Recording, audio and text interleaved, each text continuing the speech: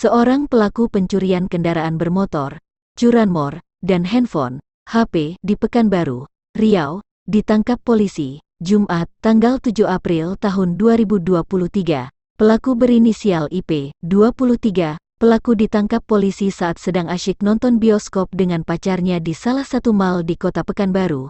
Selain menangkap IP, polisi juga berhasil menangkap 2 orang tersangka lainnya berinisial MR, 43, sebagai perantara, dan R, 35, sebagai penadah. Keduanya ditangkap di Kabupaten Pelalawan Riau. Kapolsek Tampan Kompol Asep Rahmat mengatakan, pencurian tersebut terjadi pada tanggal 28 Maret tahun 2023 lalu.